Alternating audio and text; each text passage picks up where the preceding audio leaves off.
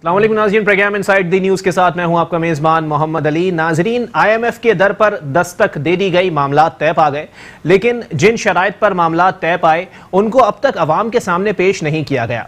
और साथ ही साथ जो मुस्लिम लीग नून की तर्जुमान हैं मरियम औरंगजेब साहिबा, उनकी जानिब से बड़ा अहम बयान दिया गया कि पार्लियामेंट को इस तमाम तर मामले पर एतमाद में नहीं लिया गया और IMF से जो शराइत पहले तय पाई थी वो तो ऑलरेडी मुकम्मल हो चुकी हैं। तो अब ये जो मुलाकात हुई IMF के सरबराह से वो महज ड्रामेबाजी के अलावा और कुछ भी नहीं है। साथ ही साथ NRO की गूंज काफ़ी सुनाई दे रही है कि सऊदी अरब की जानिब से प्रेशर है कि NRO दे दिया जाए, जबकि बाज़ ज़राए ये बात भी कहते हैं कि मियाँ मोहम्मद नवाज शरीफ और मियाँ मोहम्मद शहबाज शरीफ साहब जो हैं वो अब NRO नहीं लेना चाहते। इसी तमाम तर मौज़ूआत पर बात होगी। हमें स्टूडियो में ज्वाइन किया है रियाज खान साहब, मुस्लिम लीग नून के अहम रहनुमा हैं, बहुत शुक्रिया खान साहब आपका। उनके साथ तशरीफ़ रखते हैं मोहम्मद अख्तर आरई साहब, सीनियर तज्ज़ियाकार हैं, बहुत शुक्रिया आरई साहब आपका। और पाकिस्तान पीपल्स पार्टी से राना गुलजार साहब हमारे साथ मौजूद हैं, बहुत शुक्रिया राना साहब, आपने अपना कीमती वक्त इनायत किया। सर रियाज खान साहब, आपसे गुफ्तगू का आगाज़ करूँगा। सर, मामला दरअसल ये है कि जब डॉलर 128 पे था तो मईशत की तबाही का ववेला था, लेकिन अब डॉलर जो है 137 पर है। अब बताएं मईशत कैसे बहाल होगी?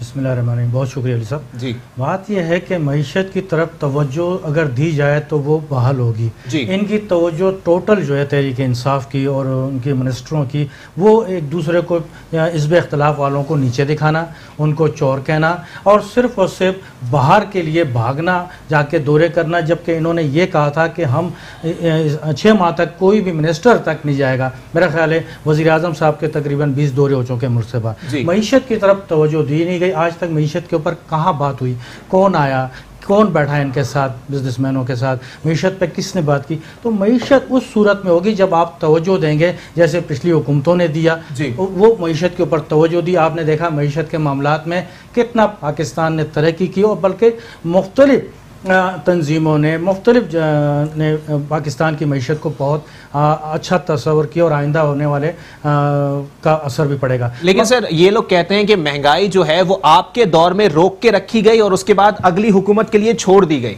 देखें, मैं एक बात बताऊं कि ये इनका कहना कि अवाम ये बताएं कि अवाम खुश थी या नाराज थी। अवाम के लिए अगर आप सब्सिडी देते हैं किसी मामले के ऊपर तो ये किसके लिए होती है? पूरी दुनिया में दी जाती है, अवाम के लिए दी जाती है, हर चीज़ पे थी। तो महंगाई रोकी नहीं गई थी, महंगाई रोकने का तरीक़ेकार था, उनको काम आता था। पिछली हुकूमतों को मुस्लिम लीग नून ने इस पे काम किया, वज़ीर आज़म साहब ने इस पे काम किया, वज़ीर ख़जाना साहब ने इस पे काम किया। जब इन्होंने किसी चीज़ पे इनके वज़ीर ख़जाना को कुछ नहीं पता। अभी आप देखें कश्मीर अमूर के जो मिनिस्टर हैं वो उस दिन कहते हैं कि नवाज शरीफ ने कुलभूषण यादव को मुल्क से बाहर भेज दिया, उनको ये नहीं मालूम कि वो कहाँ हैं।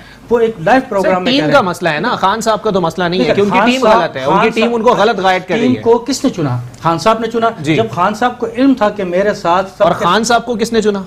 खान साहब को जिसने चुना वो आपको भी पता है और उनको उनकी बात करें ना सर। नहीं, मैं बताऊं कि खान साहब को जिन्होंने चुना आज वो भी कह रहे हैं कि ये हमने किसको चुना, क्योंकि वो उनके जो उन्होंने कंटेनर पे बैठ के बातें की, जो उन्होंने लोगों के सामने बैठ के झूठ बोला, उस झूठ की बुनियाद पर ये सोचा गया कि शायद ये मुल्क को तरक्की की तरफ ले जाएं। मगर आज आप देखें कि मुल्क कहाँ पहुँच गया। आज गरीब आदमी क्या कर रहा है? आपने कहा कि हम 1 करोड़ नौकरियाँ देंगे, कराची से लेकर खैबर तक। आप देखने के लोगों के तमाम कारोबार ख़त्म कर दिया गया। आपने कहा कि हम घर देंगे 50 लाख, आपने तमाम घर गरीबों के तोड़ दिए। अमीर और गरीब का फ़र्क अगर लाया है तो ये PTI लाई है। इस हुकूमत ने गरीब के मुंह से नवाला भी छीना, छत भी छीनी। तो मईशत की तरफ तो तवज्जो नहीं है, क्योंकि ये हर बार एक नया शोशा छोड़ते हैं मीडिया पे और उसको 8-10 दिन तक चलाते हैं ताकि हमसे कोई ये ना पूछे कि आपने क्या कारकर्दगी की आपकी 5 महीने 6 महीने में। आप देखें, चलें इसका जवाब ले लेते हैं। मोहम्मद अख्तर आरई साहब सीनियर तज्ज़ियाकार हैं, हमारे साथ मौजूद हैं। सर, मामलात जो हैं वो दुरुस्तगी की जानिब तो जा नहीं रहे। पहले मईशत की बदहाली हुई थी, अब IMF के दर पर दस्तक है। इसका मतलब है कि आने वाले दिनों में महंगाई में इजाफा हो जाएगा। किस तरफ जा रही है हुकूमत और इमरान खान साहब अपनी खुदकुशी का ऐलान कब कर रहे हैं? देखिए, मईशत का तो आपको नज़र आ गया कि किस तरफ जा रही है। जी ठीक है, जाहिर है कि मईशत का बहुत बुरा हाल होने वाला है और आवाम बहुत परेशान है। मैं बतौर ये देखूंगा कि जो आवाम में सोसाइटी में जो इम्पैक्ट है उसको मैं चाहूँगा कि यहाँ पर मैं उसकी बात करूँ। सही, आवाम इतनी है कि ना उनको फूड प्रॉपर मिल रहा है, हर चीज़ महंगी हो गई है। बिल्कुल सही है। रहना यानी कि गरीब बिल्कुल ख़त्म होता जा रहा है। ऐसे लगता है कि मिडिल क्लास को भी खत्म कर दिया जाएगा, एक पुअर क्लास होगी और एक लीड क्लास होगी। बिल्कुल सही है, एक खास तबके को फायदा दिया जा रहा है। तसव्वुर ऐसा आ गया, जो वोटर था, जो थोड़ा बहुत वोटर जिसने वोट दिए भी थे, वो भी इस वक्त पछता रहे हैं। अच्छा, ये बेसिकली एक्चुअली अवामुन नास का फीडबैक है। सही। यानी कि तालीम देखें तो तालीम बिल्कुल लगता है कि छीनी जा रही है उनसे, मिडिल क्लास को बिल्कुल ख़त्म किया जा रहा है। बेरोज़गारी इतनी बढ़ गई है, डॉलर की वजह से महंगाई इतनी बढ़ गई है। अब जाहिर है कि देख लीजिएगा गवर्नमेंट ने घुटने टेक दिए। सही, ठीक है। अवामुन नास बहुत परेशान है और अब वो उनको ये नहीं पता कल को क्या होगा। बिल्कुल सही है। आज तक अभी तक जो फीडबैक है जो सोसाइटी का, सिविल सोसाइटी बहुत परेशान है। चलें ठीक है, इसका जवाब ले लेते हैं। राना गुलजार साहब पाकिस्तान पीपल्स पार्टी के अहम रहनुमा हैं। राना साहब, मामला फिर वहीं आ गए हैं, IMF के पास आप भी गए, मियां साहब भी गए और इमरान खान साहब भी गए, लेकिन जो क्रिटिसाइज किया जा रहा है, जो सारे मामले को एग्जैजुरेट किया जा रहा है, वो इस दौर में किया जा रहा है। इसकी क्या वजह है कि ऑपोजिशन ने महाजराई की एक कैफियत तारी की हुई है? बिस्मिल्लाहिर्रहमानिर्रहीम। मोहम्मद अली भाई, ऐसी बात नहीं है जी। देखिए, हम खान साहब ने सबको एक गलतियों का जिम्मेदार ठहराया। ठीक है, ठीक है। नून भी गलती पे थी, हम भी गलती पे थे, हम सब गलती पे थे। आप सही हैं, आपने कहा कि जी मैं एक अच्छा इंसान हूँ और मैं इस मुल्क को चलाऊंगा और मैं IMF के पास नहीं जाऊंगा, ना मैं कर्जा लूंगा। इन्होंने भरे जलसों में कौम से हल्फ लिया कि अगर मैं IMF के पास जाऊंगा तो खुदकुशी करूंगा। हल्फ लिया बाकायदा, मेरे मौजूद है। तो अब ऐसी कौन सी बात आ गई कि IMF के पास ये गए? IMF ने इनसे सीधे सीधे वादा किया हुआ है कि जी ये डॉलर जो है ये 200 रुपए का होना चाहिए। अच्छा, जब तक ये 200 रुपए का डॉलर होगा IMF इनको पसंद करेगा। आप देखें, गैस, बिजली, सर मईशत बदहाल है, कहीं ना कहीं तो जाना ही पड़ेगा ना हुकूमत को। आवाम के ऊपर टैक्सेस का बोझ डालकर खजाने नहीं भरे जा सकते। आपकी बात दुरुस्त है, आपकी बात दुरुस्त है। बात यह है कि खान साहब के अपने दावे कहाँ हैं? अच्छा, खान साहब अखलाकी जवाज खो चुके हैं, अवाम का एतमाद ख़त्म हो चुका है जी। और अवाम फिर पीपल्स पार्टी की तरफ देख रही है, क्योंकि अवाम, पीपल्स पार्टी ने अवाम की खिदमत की है। आसिफ अली जरदारी ने पीपल्स पार्टी के साथ के रहनुमाई हासिल की और करने के बाद इस मुल्क को इकट्ठा किया और एक दौलता पाकिस्तान। किस दौर में हुआ था ये ज़रा आप बता देंगे मुझे? ये देखिए, जब सदर पाकिस्तान आसिफ अली जरदारी बने जी, तो उन्होंने एक रिकन्सिलेशन और चार्टर ऑफ डेमोक्रेसी साइन हुआ मोहतरमा बेनजीर भुट्टो और नवाज शरीफ साहब के साथ। सही। तो उस पर अमल हुआ।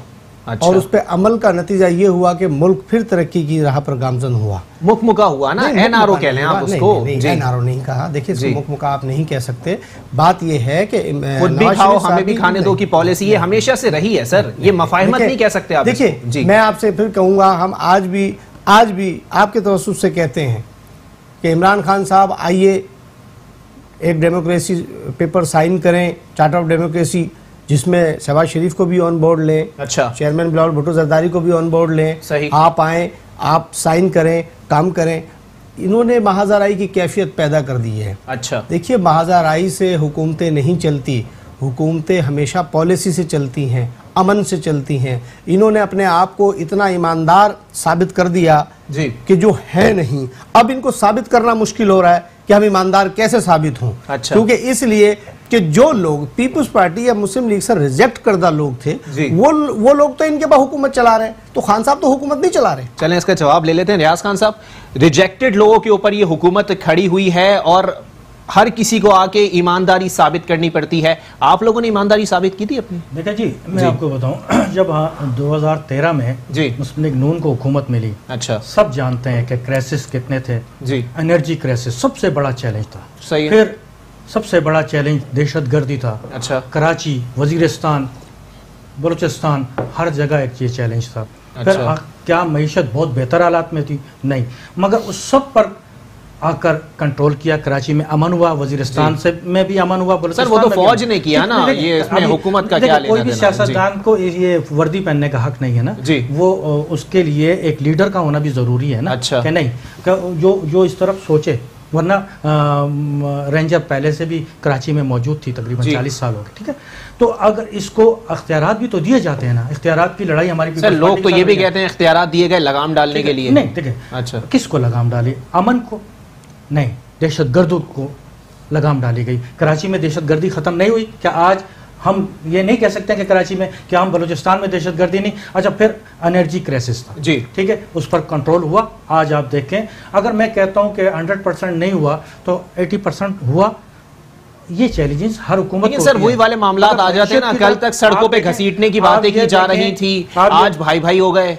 देखिए, भाई भाई की हमने आवाम को देखना है जी, हमने अपनी जात को नहीं देखना। अच्छा। कि मेरा इख्तलाफ अगर इनसे है, राना साहब से, तो मैं वो इख्तलाफ में रहूंगा, नहीं, मैंने आवाम को देखना है। राना साहब ने आवाम को देखना है। इसको कहते हैं सियासी जमातें, अच्छा। जिन्होंने, जिनके बड़ों ने सर आवाम को देखा किसने? आवाम के मसाइल के ऊपर कभी हुकूमत गिनाने की बातें नहीं होती। हुकूमत गिनाने की बातें कहाँ होती हैं? जब हाथ पड़ जाता है, जब नैब की गिरफ्तारी होती है, जब फैसले खिलाफ आना शुरू हो जाता है। कराची के अंदर हमने किसी शख्स से फतारा नहीं उठवाया, वो अपना रोजगार कमाता रहा। इसी तरह पंजाब में भी हर आदमी अपना रोजगार कमाता रहा। सर उसमें हुकूमत का क्या लेना देना? उसमें तो सुप्रीम कोर्ट के ऑर्डर पे हुआ सब कुछ। आर्डर, बहुत सारे सुप्रीम कोर्ट के आर्डर आए, उन पर क्यों अमल नहीं करते? मैं आपसे ये पूछता हूँ कि सुप्रीम कोर्ट का डायरेक्ट अमल सिर्फ यही था, आते ही इन्होंने घर गिराना शुरू कर दिए, लोगों के रोजगार खत्म करने शुरू कर दिए। सुप्रीम कोर्ट के ऑर्डर्स की बात कर रहे हैं, सुप्रीम कोर्ट के ऑर्डर्स तो आपके कायद के खिलाफ भी आए ना, उनको सजा कबूल किया ना जी, हमने कबूल किया उसको। हमने, वो हमारी जात के लिए था। तो नवाज शरीफ के लिए एक कारकुन खड़ा हुआ कि ये गलत हुआ? नहीं, हमने उसको सर किस किस्म के अल्फाज इस्तेमाल किए गए, फेस किया, हमने जाके फेस किया। अदालत में क्या हम नहीं गए? हमारी तो खवातीन भी गई। नवाज शरीफ अपनी बेटी के साथ आके जेल नहीं गए, हम भागे नहीं। हमने ये नहीं कहा कि शहबाज शरीफ ने हमें, इमरान ने ये कहा कि शहबाज शरीफ ने 10 अरब रुपए की मुझे ऑफर की है, और बंदे का नाम बताओ, नहीं बताया। जब शहबाज शरीफ ने उसके खिलाफ केस किया, आज तक नहीं जा सका ये वहां जाके। सर आप लोग एनआरओ मांग रहे हैं? एनआरओ हमें क्या जरूरत है? किससे मांग रहे हैं? उस शख्स से जिसके पास खुद कुछ नहीं है, सर वो लोग तो उनके तो वज़रा खड़े होके बोल रहे हैं, उनके रुकने असेंबली खड़े होके बोल रहे हैं कि आप लोग एनआरओ के लिए बार-बार राब्ता कर रहे हैं उनसे। आपको मैं एक बात बताऊं जी, आप एक शख्स को जाके कहीं बाहर मुल्क से बाहर जाते हैं और आप कहते हैं आए हमारे मुल्क में आकर कारोबार करें, अच्छा इन्वेस्ट करें, और उसके साथ कहते हैं कि जेब पे हाथ रखना, वहां डाकू बहुत है। अच्छा, ये तो आप मईशत को तबाही की तरफ, ये कौन सा एजेंडा है? ये सोचना पड़ेगा, इसे हर आदमी। लेकिन सर जो सरमायाकारी आई वो लगती हुई दिखाई नहीं दी ना। ओवरसीज पाकिस्तानी यहाँ से वाइंड अप करके चले गए। मुस्लिम लीग नून ने 2500 अरब रुपए कर्जा लिया, अच्छा 5 सालों में। अच्छा, मेट्रो बनाई 3, रोड्स बने, एनर्जी क्राइसिस पे काबू किया, को चलने के लिए रोड्स नहीं, खाने के लिए रोटी चाहिए थी। किसी से रोटी नहीं छीनी थी। अच्छा। कोई भी उस दौर में भूखा नहीं था। जो आज जिस तरह फुटपाथों पे लोग रो रहे हैं, आज आप जाके बैठेंगे, तजियाकार साहब बैठे, ये न्यूट्रल शख्सियत है, ये आपको बताएंगे। किसी से रोटी नहीं छीनी, किसी से छत नहीं छीनी। अच्छा। उनको रोजगार दिया, जो रोजगार कर रहा था उसमें वो खुशहाल था। ठीक है, इन्होंने सिर्फ 5.5 महीने के अंदर 1100 अरब कर्जा ले चुके हैं, और ये कर्जा पाकिस्तान की तो आपने कोई कहीं इज्जत नहीं छोड़ी। यही IMF, इनके सरबराह ने 6,000 अरब का कर्जा अब 30,000 अरब तक पहुंच चुका है। मेरी बात मुकम्मल होने दे, ये तो PTI ने नहीं लिया। अच्छा, मेरी बात मुकम्मल होने दे। IMF के सरबराह ने इसाक डार से कहा हमारे दौरे हुकूमत में, अच्छा, आप आ जाए दुबई में, यहाँ मुज़ाकरात करें। इसाक डार ने कहा यहाँ आ जाए पाकिस्तान अगर आकर, ये रिकॉर्ड पर है, तो वो पाकिस्तान आए। हमारे इसके अंदर कौन सी बड़ी बात है? भागते हुए जा रहे हैं, और फिर अवाम के सामने ये बात नहीं ला रहे कि हमने क्या शरायत है। आप डॉलर को देख लें, आज भी बढ़ गया। आप ये देखें कि डॉलर आज भी बढ़ गया। आप देखें कि चैम्बर ऑफ कॉमर्स के लोग नाराज हैं। आप देखें कि बिजनेसमैन नाराज हैं कि भाई क्या करें। लेकिन सर अभी जो मिनी बजट आया उसके बाद तो बारहा मेरी कई माशी तज्जियाकारों से बात हुई, उन्होंने कहा कि रिलीफ दिया गया है। स्टॉक एक्सचेंज आज भी 550 पॉइंट गिरा। ये क्यों गिरा? आज अगर आपने IMF से कर्जे की बात कर ली है, आपको वो दे रहा है कि शरायत पे दे रहा, तो क्योंकि सामने नहीं है, आवाम के सामने शरायत नहीं है, बिजनेसमैन के सामने शरायत नहीं है, जब उनको इल्म नहीं है तो वो आगे बिजनेस नहीं करेंगे। चले इसी पे जवाब ले लेते हैं। मोहम्मद अख्तर आरई साहब सीनियर तज्जियाकार हमारे साथ मौजूद हैं। अख्तर आरई साहब, पहले का दौर जो है वो दूध और शहद की नहरें बहनी थी पाकिस्तान के अंदर, और मौजूदा दौर ये है कि हाकिम वक्त के हाथ काट दो क्योंकि जी रोटी की चोरी शुरू हो गई है। नहीं, ऐसा नहीं है। पहले की हुकूमतों में बहुत कर्जा लिया, अच्छा, सैकड़ों में लिया, मतलब कई 100 अरब लिया। अभी अगर IMF से 600 अरब 6 अरब रुपए कर्जा लिया जा रहा है जी, तो जाहिर है कि मजबूरी है ना जी। जो पिछला कर्जा लिया गया वो पिछली हुकूमतों ने लिया। लेकिन सर शराइत पब्लिक क्यों नहीं की जा रही? देखें, बात यह है कि शराइत पब्लिक करने से मामला हल नहीं होगा। अच्छा, पहले क्या शराइत पब्लिक की जाती थी? सर शराइत का तो पता था कि क्या चीज महंगी होगी, क्या चीज पे सब्सिडी खत्म की जाएगी, सब पता था आवाम के वो सामने। चीज पहले डिस्कस की जाती थी, क्या कर्जा लेने से पहले नहीं होता था, जाहिर है बैकडोर से होता था। चले आप तो तब्दीली की बात कर रहे हैं ना, पाकिस्तान तहरीक इंसाफ ने तब्दीली की बात की, आप पार्लियामेंट को ले लें एतमाद में। वक्त हुकूमत को, सिंध गवर्नमेंट को भी मौका देना चाहिए। अच्छा, जो सूबाई गवर्नमेंट अपना काम कर रही है, जो उनके पोर्टफोलियोज हैं, और जो वफाकी हुकूमत है उसको देखना चाहिए, मौका तो देना चाहिए ना। जो लोग दो तीन मौका देने की पॉलिसी हर सियासी जमात के पास मौजूद है, लेकिन भड़कियां जो मारी गई 100 दिन में ये कर देंगे, 300 दिनों में ये कर देंगे, कुछ भी नहीं हो सका। ठीक है, उससे अवामुन नास बिल्कुल मायूस है। अच्छा, ये बिल्कुल सोसाइटी में अवाम बहुत मायूस है और उसका इम्पैक्ट है। इस वक्त जॉब्स नहीं है। अच्छा, ठीक है, काम बहुत वो है। ठीक है, डॉलर थोड़ा सा अभी नीचे आएगा। अच्छा, डॉलर अब दोबारा नीचे आएगा IMF से लेने के बाद, बट फिर भी 200 तक तो नहीं जाएगा, बट ये कि 150 तक जो टच जरूर करेगा। अच्छा, जो अभी का ये। और पेट्रोल पे कितने प्राइसेस आए होंगे? देखिए, पेट्रोल पे तो इंटरनेशनल मार्केट में बहुत प्राइस गिरी थी, वहां तो इनको बहुत अर्न हुआ है। अच्छा, और ये एनर्जी क्राइसिस पे जो बात हो रही है, एनर्जी के जो प्राइस हैं सब्सिडी अभी खत्म कर दी जाएगी। अच्छा, वो तो होगा। देखिए, उसकी वजह से महंगाई सब्सिडी जो खत्म की गई वो भी सुनने में यही आ रहा है कि IMF की शराइत के अंदर मौजूद है कि हज पर सब्सिडी खत्म कर दी जाए। देखिए, हज की बात नहीं है, बट ये है कि उनकी शराइत बिल्कुल मौजूद है। अच्छा, उन्होंने बिल्कुल खामोशी से एक बातचीत की है जो कि पहले से प्री प्लान थी। अच्छा, ठीक है, और जाहिर है कि वो अगर डिस्कस करते या ओपन ले आते सबके सामने, तो फिर तो जाहिर है कि ये फैसला नहीं कर सकते थे। चले इसका जवाब लेंगे एक ब्रेक के लिए, मुझे कहा जा रहा है। ब्रेक के बाद राना गुलजार साहब से पूछेंगे कि क्या मामलात हैं, सिंध हुकूमत को काम करने की इजाजत दी जाए, मौका फराहम किया जाए। पीपल्स पार्टी नून लीग पाकिस्तान तहरीक इंसाफ को भरपूर मौका फराहम कर रही है, लेकिन वुज़रा की जानिब से भड़कियां इतनी मारी गई जिससे अवामुल नास में एक एहसास महरूमी पाया जाता है। एक ब्रेक के बाद प्रोग्राम को यहीं से कंटिन्यू करेंगे। वेलकम बैक नाजरीन, प्रोग्राम के सिलसिले को आगे बढ़ाएंगे। ब्रेक से जाने से कबल ये बात सामने आई थी कि पाकिस्तान तहरीक इंसाफ की जानिब से जितने वादे किए गए, जितने दावे किए गए, चाहे वो 100 दिन का प्लान हो, चाहे 200 दिन का हो, चाहे 300 दिन का हो, लेकिन हुकूमत को भरपूर मौका फराहम किया जा रहा है कि वो हुकूमत करे और हुकूमत करने का मौका दिया जा रहा है। लेकिन हुकूमत के जो वुज़रा हैं वो अब भी यही समझते हैं कि वो जैसे ऑपोजिशन जमातों के रहनुमा हैं। इसी के ऊपर ब्रेक पे जाने से पहले सीनियर तज्जियाकार हैं मोहम्मद अख्तर आराई साहब ने फरमाया था कि इस वक्त अवाम में एहसास महरूमी पाया जाता है। इस पर जवाब लेंगे पाकिस्तान पीपल्स पार्टी के राना गुलजार साहब हमारे साथ मौजूद हैं। राना साहब, एहसास महरूमी पाया जा रहा है, सिंध हुकूमत का इसमें कितना किरदार है और कितना हिस्सा है? देखिए, एहसास महरूमी बिल्कुल पाया जा रहा है, लेकिन पीपल्स पार्टी और सिंध हुकूमत खुसूसन बिल्कुल एहसास महरूमी को दूर करने की कोशिश कर रही है अपने सूबे में। अच्छा, और काम कर रही है और कोशिश कर रही है कि इस पर काबू पाया जाए, क्योंकि सबसे बड़ा मसला बेरोज़गारी का है। सही, तो कोशिश कर रहे हैं कि बेरोज़गारी को ख़त्म किया जाए। हमने बेरोज़गारी सिर्फ इस दौर की पैदा करदा तो नहीं है ना, बेरोज़गारी तो हमेशा से चलती भी आई है सिंध के अंदर। मैं थोड़ा सा बताता चलूँ। देखिए, पाकिस्तान पीपल्स पार्टी ने बेनज़ीर भुट्टो शहीद यूथ डेवलपमेंट प्रोग्राम एक मुतारफ़ कराया है, जिससे लाखों लोगों को रोज़गार दिया है, लाखों लोगों को। अच्छा, उसमें हम काम भी सिखाते हैं और 7,000 रुपये वजीफ़ा भी दिया जाता है और 6 महीने का ये कोर्स होता है। लाखों लोगों में कितने फीसद तादाद जियालों की है? नहीं, देखिए मेरी बात सुनिए। अच्छा। पीपल्स पार्टी कभी जियाला और आवाम में फ़र्क नहीं महसूस करती, हम आवाम के रिप्रेजेंट सर ये तो नहीं है, तो मैं आपको जो बात कर रहा हूँ ये हकीकत है। अच्छा, कभी भी किसी को पीपल्स पार्टी ने अगर जॉब दी है तो कभी ये नहीं कहा कि आप हमारे ऑफिस में आए, आप हमारे पास हाजिरी दें, कभी ऐसा नहीं। सर कुछ मालूमात मेरे मुतालिक भी है कि 60% का हिस्सा 8 महीने तक अगर गवर्नमेंट जॉब दिलवाई गई है तो वो पार्टी फंड में आता है। नहीं, आप साबित नहीं कर सकते कि अगर किसी वर्कर से कभी 1 रुपया पीपल्स पार्टी लेती हो। आप अच्छा, वर्कर से ना आपने साबित कर दिया कि गवर्नमेंट जॉब वर्कर्स को ही मिलती है। जी नहीं, आपने जो कहा ना 60% वर्कर, मैं आपसे आपकी बात का जवाब दे रहा हूँ। अच्छा, कभी भी पीपल्स पार्टी वर्कर और आवाम में फर्क नहीं महसूस करती, हम आवाम को रिप्रेजेंट करते हैं जनाब। अच्छा, वर्कर, मैं आपको फिर गुजारिश करता चलूं कि पीपल्स पार्टी के पास वर्कर कम है, वोटर ज्यादा हैं।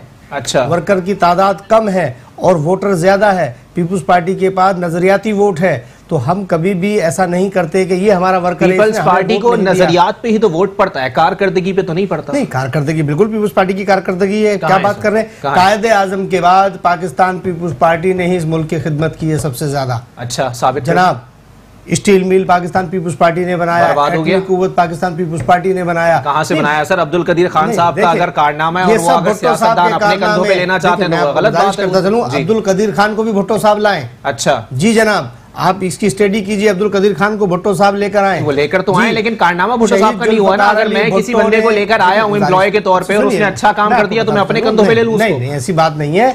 देखिए, शहीद जुल्फकार अली भुट्टो ने इस मुल्क के अंदर इस्लामी सरबराह कॉन्फ्रेंस मुनक्किद कराई। अच्छा। और ये नजरिया पेश किया कि इस्लामी फौज बननी चाहिए, जो अब इम्प्लीमेंट हुआ, लेकिन ये भुट्टो साहब का कारनामा है। और देखिए, पाकिस्तानी सिपह सालार उसका सालार बना। ठीक है जी, सही है। तो शहीद जुल्फकार अली भुट्टो ने एक नजरिया और पेश किया कि जी इस्लामी बैंक जो है वो पाकिस्तान में बनना चाहिए। ये भुट्टो साहब का कारनामा है। अच्छा। जनाबे वाला बेनजीर भुट्टो ने मिसाइल प्रोग्राम दिया। अच्छा। इस मुल्क को। ठीक है, तो बात यह है कि भुट्टो साहब के जमाने में ही ये लोग बाहर मुल्क जाने लगे रोजी कमाने। मौजूदा पीपल्स पार्टी जो है ये भुट्टो साहब की पीपल्स पार्टी है? बिल्कुल, भुट्टो साहब इसके बानी है और भुट्टो साहब की पीपल्स पार्टी और दूसरी पीपल्स पार्टी। लेकिन नाहिद खान साहिबा तो कहती हैं ये जरदारी ली है। देखे जी, लोग आते रहते हैं, जाते रहते हैं। अच्छा, वो लोग भी आते हैं जो हर तस्वीर में मौजूद होते थे बीबी शहीद के साथ। देखिए, अब कयादत वो उनके साथ थे। अच्छा। अब वो लोग चले गए, उनकी बात अगर क़यादत ने ना मानी तो वो पार्टी छोड़कर चले गए। ऐसा नहीं होता। देखिए, कभी कभी सारी जिंदगी एक आदमी नहीं बैठता। अच्छा। दूसरे लोग भी आते हैं। नाहिद खान हमारे यहाँ पार्टी में रही हैं, मोहतरम है हमारे लिए, ऐसी बात हम नहीं करेंगे, लेकिन अगर वो ये कह रही हैं तो गलत कह रही हैं। अच्छा, क्योंकि उनको बहुत इज्जत दी पीपुल्स पार्टी ने। अच्छा। बीबी साहिबा ने बहुत इज्जत दी उनको। आज अगर वो दूर बैठकर और ये बात कर रही है, यही बात अगर कायम अली शाह साहब के हवाले से कही जाए कि कबले मसीह से वो सिंध के वजीर आला रहे, बाद में आके उनको हटवाया गया, और उसके ऊपर तो आपको शायद याद हो ताज हैदर साहब का भी बयान मौजूद था। देखिए, कायम अली शाह साहब ने कभी भी क़यादत के लिए नाज़ेबा लफ्ज़ इस्तेमाल नहीं किए। अच्छा। कायम अली शाह ने हमेशा पीपुल्स पार्टी की खिदमत की है और पीपुल्स पार्टी के वफादार रहे हैं। अच्छा। उन्होंने कभी भी किसी के मुतालिक, मैं आज अगर ये वफादारी का सिला था कि इतनी एज में आके भी उनको उम्र का तकाजा होने के बावजूद भी देखिए, पढ़े लिखे आदमी है, बासलाहियत आदमी है, बहुत सीनियर आदमी है, काम करना जानते हैं। इसमें ये जरूरी नहीं होता कि वफादार है तो उसको रखा जाए, नहीं, काम करना जानते हैं वो। अच्छा। और पढ़े लिखे आदमी है, बाशऊर है, कोई करप्शन वो नहीं करी उन्होंने आज तक, कोई करप्ट नहीं है वो। अच्छा। एक साफ क़यादत है, तो बिल्कुल उनका हक बनता था, उनको पीपुल्स पार्टी ने उनको दिया। चले, ये किसका हक कहाँ बनता था इसका जवाब भी ले लेते हैं। रियाज खान साहब, नून लीग से आपका ताल्लुक है सर, मामला वहीं के वहीं आ जाते हैं कि उंगलियां उठाई जाती हैं कि जी लोटो को जगह दे दी है, लेकिन जब हुकूमत बनती है तो वही लोग आपके साथ भी मौजूद होते हैं, वही लोग पीपल्स पार्टी के साथ भी मौजूद होते हैं। देखिए जी, ये तजुर्बा रहा है माजी में, बिल्कुल आप सही कह रहे हैं, ये रहा है, मगर अब जाकर जो तजुर्बा हुआ है, अच्छा, अब जिस तरीके से उन लोगों की ज़ुबानों में जो फ़र्क आया है, इससे पहले बदतमीज़ी की सियासत नहीं थी। अच्छा। इस तरह की गाली गलोच की सियासत नहीं थी। सही। अब जो उन लोग जिन लोगों ने इस किस्म की हरकतें की हैं और कर रहे हैं, आप देख लें पंजाब के वज़ीर इत्तलात, उनकी ज़ुबान आप देख लें, उन्होंने किसको, सहाफ़ियों से लेकर अदाकारों तक के सब के साथ बदतमीज़ी की, और वो आज भी कर रहे हैं। इसी तरह वफाकी जो हैं वज़रा हैं, वज़ीर इत्तलात हैं, उनका भी यही हाल है। ये लोग इधर उधर रहे हैं, वो भी जमात इस्लामी में रहे, ये पीपल्स पार्टी में भी रहे, काफ लीग में भी रहे। तो इन लोगों के लिए अब मैं समझता हूँ कि नून लीग का, कम से कम मैं नून लीग की बात करता हूँ, कि नून लीग के दरवाजे इन लोगों, ऐसे लोगों के लिए बंद हो चुके हैं। अच्छा। बिल्कुल, इंशाल्लाह आइंदा आप नहीं देखेंगे जिन लोगों ने इस तरीके से ज़ुबान इस्तेमाल। हाँ, पहले यह था कि दूसरी जमातों से लोग आते थे, मगर वो उनके किरदार, उनकी ज़ुबान वो बेहतर होती थी, इसलिए वो कभी भी नहीं। अभी अनकरीब हमारे मुशाहिद हुसैन साहब काफ लीग से आए जी, आज भी उन्होंने कभी कोई किसी के खिलाफ जुबान नहीं समझी। ऐसे लोगों की बात, तो अगर आप ऐसे लोगों को भी आप रिजेक्ट करें और उनके ऊपर भी तनकीद करें तो गलत है। हाँ, ऐसे लोगों के लिए ज़रूर दरवाजे बंद हो गए हैं नून लीग के, जिन लोगों ने इस किस्म की जुबान इस्तेमाल कर रहे हैं और कर रहे हैं, जो लोग बीमारियों पर। इसी तरह आज आप देखें कि ये इन्होंने कुलसुम नवाज साहिबा की बीमारी का कितना मजाक उड़ाया, क्या क्या कहा। जब उनका इंतकाल हो गया तो ये सब शर्मिंदा यूं करके बैठे हुए थे उस वक्त। आज नवाज शरीफ की बीमारी का मजाक उड़ा रहे हैं, ठीक है, अल्लाह उन्हें जिंदगी दे। तो ये वो लोग हैं कि कल ये लोग इमरान खान का भी मजाक उड़ाएंगे, और इन्होंने उड़ाया भी है। अच्छा। ठीक है, ये भी हुआ है। दूसरी बात ये कि इनके अपने वज़रा जो काम कर रहे हैं, जैसे कि एक सीट लेकर शेख रशीद साहब है, दुनिया ये समझ रही है कि वो शायद शहबाज शरीफ के खिलाफ हैं। अच्छा। वो शहबाज शरीफ नहीं, वो गुमराह कर रहे हैं इमरान खान को, वो लड़ा रहे हैं स्पीकर और वज़ीर आज़म को। अच्छा। उनका किरदार क्या है कि वो एक तरफ कहते हैं कि मुझे वज़ीर आज़म ने मुंतखब किया है, और स्पीकर कौन होता है, तो स्पीकर कौन सी जमात का है, और वज़ीर आज़म के बाद सबसे पावरफुल स्पीकर ही होता है। बिल्कुल सही उसका ऐवान के एक स्पीकर के खिलाफ आप इस किस्म की जुबान इस्तेमाल कर रहे हैं एक सीट पर, तो वो अपने आप को साफ कर रहे हैं, बड़ा होशियार सियासतदान है वो। लेकिन वो कहते हैं 30 मार्च से पहले झाड़ू फिरने वाली है। वो जो कह रहे हैं वो यूं कह रहे हैं कि आप देखें अलीम खान अंदर हो गए जी, ठीक है, हलीमा खान का मामला चल रहा है। सर अलीम खान के हवाले से तो ये भी कहते हैं लोग कि वो व्हाइट कॉलर होके बाहर आ जाएंगे। देखिए ये कह रहे हैं ना जी, अब आगे देखिएगा अन करीब जो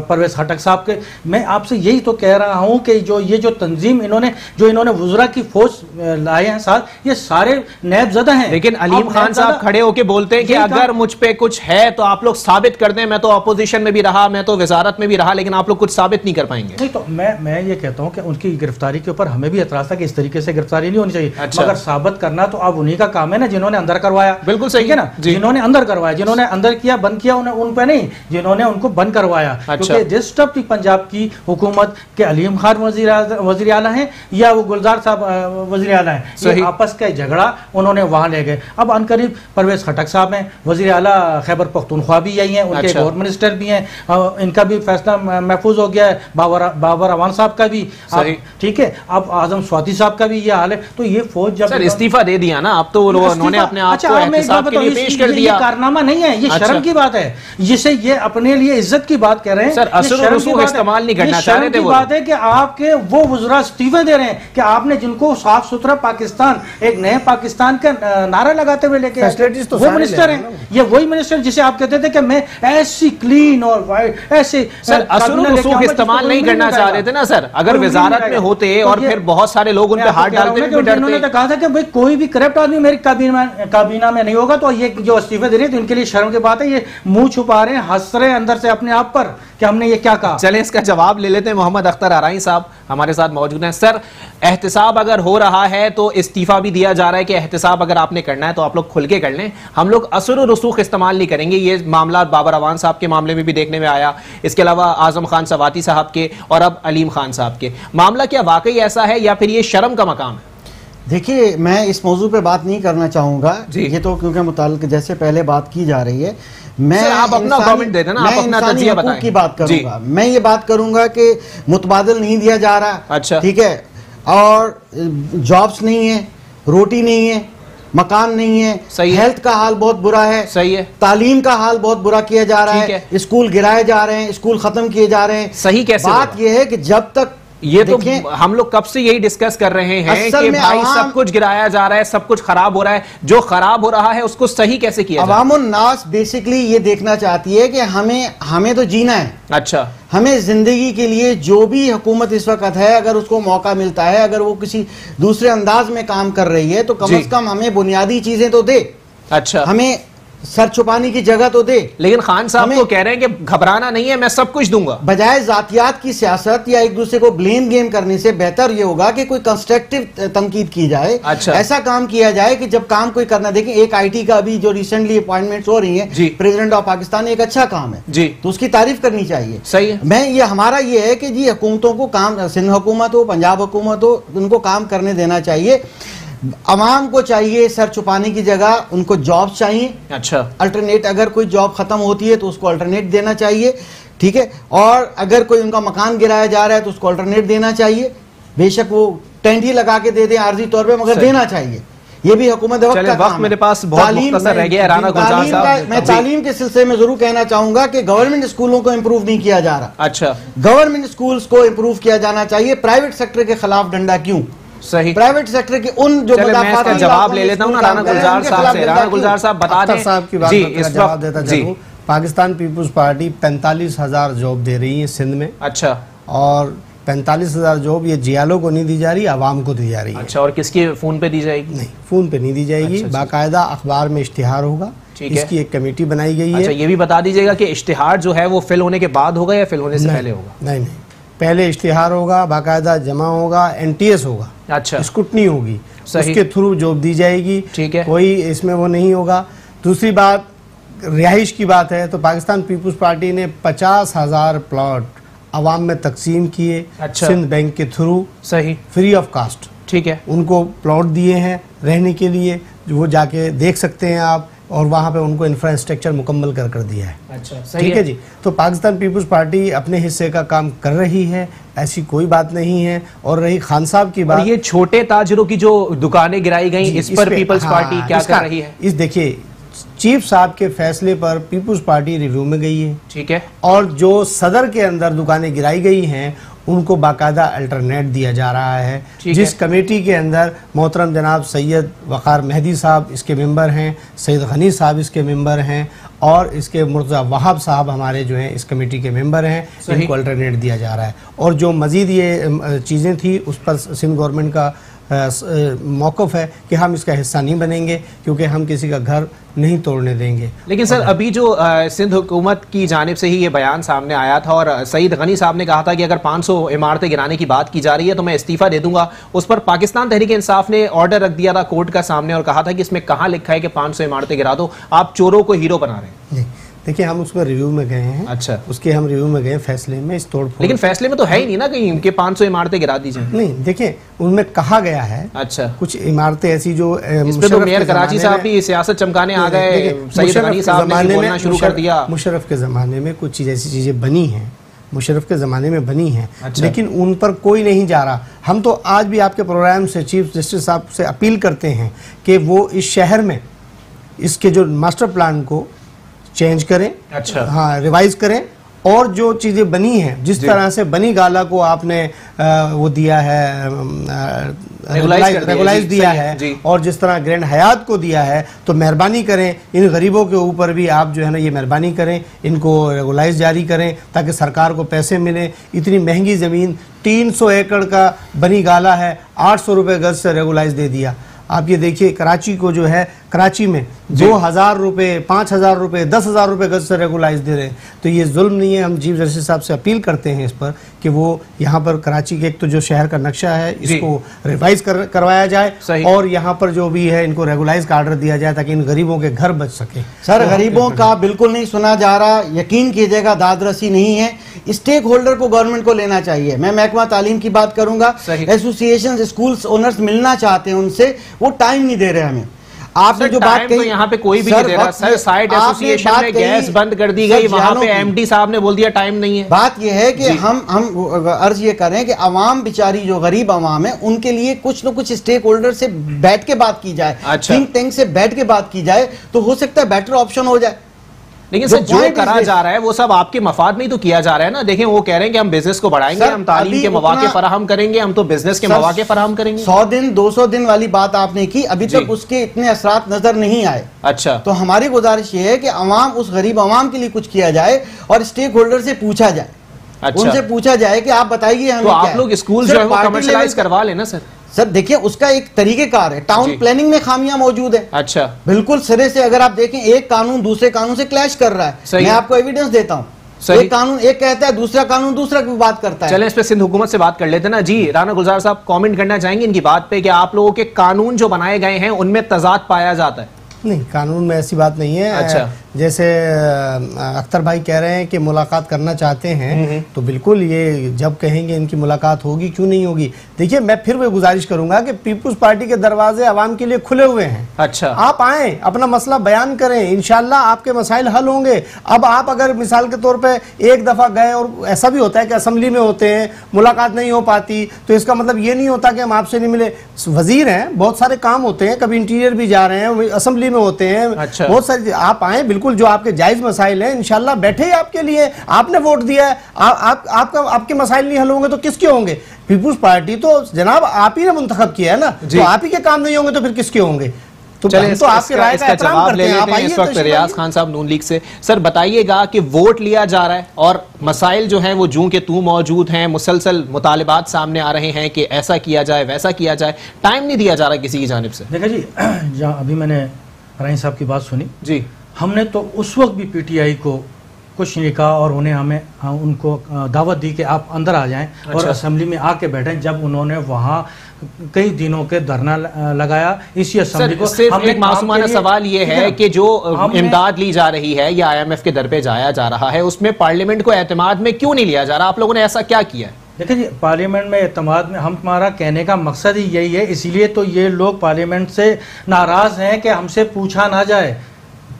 हिज़्ब इख्तिलाफ से जो नाराजगी इनकी सिर्फ ये कि हमसे कोई बात पूछी ना जाए, जब हम आए तो हम बादशाहों की तरफ आए और सिर्फ जो हम कहें वो सुनो और उसके बाद उसी पर अमल करो। यही तो वजूहात है। हम कहते हैं आप लोग क्या रद्द अमल देंगे? रद्द अमल हम कहते हैं आप पार्लियामेंट में अगर नहीं आते, आपने पहले भी पार्लियामेंट को इज्जत नहीं दी, अभी भी नहीं दे रहे, तो ना दें, अवाम के सामने तो लेके आए कि हम जो कर्जा ले रहे हैं ये कहाँ लगाएंगे, आपके लिए क्या करेंगे, अवाम के लिए नहीं लगेगा। अब तक जो ले चुके हैं वो कहाँ, कौन सा प्रोजेक्ट सर पार्लियामेंट कमेटीज मौजूद है ना, तो उनमें डिस्कस होता होगा। पार्लियामेंट कमेटी अगर मौजूद है तो इनके मिनिस्टरों की अगर जो मौजूद है वो भी बार बात नहीं लाते, उनसे भी कोई बात पूछी नहीं जाती, ना उनको कोई बताया जाती। ये वन मैन शो है, वन मैन शो चल रहा है, इसमें उसको खुद भी नहीं इल्म होता। सर क्या लगता है आपको कि इमरान खान साहब का अपना फैसला होगा कि पार्लियामेंट को एतमाद में ना लिया जाए, या फिर उनके जो वुज़रा हैं जो उनको गाइड करते हैं उनका फैसला है कि पार्लियामेंट को एतमाद में ना लिया जाए? जिन लोगों ने इमरान साहब को इस सीट पर बिठाया है जी, और जो लोग उनके आसपास बैठे हैं और जो मीडिया पे सबसे ज्यादा आ रहे हैं, उनका इनको जो मशवरे दिए जा रहे हैं वो यही दिए जा रहे हैं कि आप वजीर आज़म बन चुके हैं, वजीर आज़म का काम अब किसी से बात करना नहीं, कोई जाके सर इस कारकर्दगी के साथ कोई महातीर मोहम्मद तो नहीं बन सकता। ये पहली हुकूमत है जिसमें वुज़रा ने खड़े होकर असेंबली में कहा कि कोरम पूरा नहीं, ये पहली बार हुआ है। अच्छा, ये पहली बार वुज़रा ने, इससे पहले हिज़्ब इख्तिलाफ जाके कहती है कि जी कोरम पूरा नहीं, ये पहली बार ये हो चुका है। जी जी, ये पहली मरतबा है कि IMF के पास आपके वज़ीर आज़म साहब जा रहे हैं, मैंने अभी थोड़ी देर पहले जी कहा, तो ये सब कुछ वो कर रहे हैं। इससे मुल्क की जो वकार है उसमें कमी आ रही है। अब आप आगे देखिएगा डॉलर, मेरे भाई ने कहा ना डॉलर 200 से भी ऊपर जाएगा। अच्छा। अब महंगाई का एक सैलाब आ रहा है, वो खुद मिनिस्टर कह रहे हैं। अच्छा। महंगाई का सैलाब आएगा, ये चाहे जितनी बड़ी रकम ले लें, इनसे सिर्फ ये सवाल है कि जो आपने इससे पहले चाइना से लिया, सऊदीया से पेट्रोल आप उधार ले रहे हैं, ये सब ये कहाँ जा रहा है, अवाम को कहाँ रिलीफ दिया है, कौन सी बात पर अवाम को रिलीफ दिया? अवाम ये पूछ रही है। टाइम मेरे पास खत्म हो गया। बहुत शुक्रिया नून लीग से रियाज खान साहब, राना गुलजार साहब पाकिस्तान से, और खुद ही घर चले जाए। अच्छा जी, चले मोहम्मद अख्तर आराही साहब सीनियर तजियाकार हमारे साथ मौजूद थे। नाजरीन, मामलात वहीं के वहीं हैं कि इतना कर्ज लिया जा रहा है और जो माजी में हुकूमतों की जानिब से कर्ज लिया गया उस पर तनकीद की जा रही है, और साथ ही साथ जो बयानात आए कि 128 रुपए जब डॉलर था तब जो है वो मईशत की बदहाली का रोना था, एक अजीब सी कैफियत तारी की गई थी। तब तो इमरान खान साहब की जो पार्टी है पाकिस्तान तहरीक इंसाफ वो ऑपोजिशन में मौजूद थी, लेकिन फिर भी इतना वावेला किया गया और इस वक्त 137 रुपए डॉलर मौजूद है और उसके ऊपर मईशत कितनी बदहाल हो जाएगी, इस पर अब तक वजीर खजाना असद उमर और वजीर आजम इमरान खान की जानिब से महज एक बात की गई है कि घबराना नहीं है। अपने मेजबान मोहम्मद अली को दीजिए इजाजत। अल्लाह हाफिज।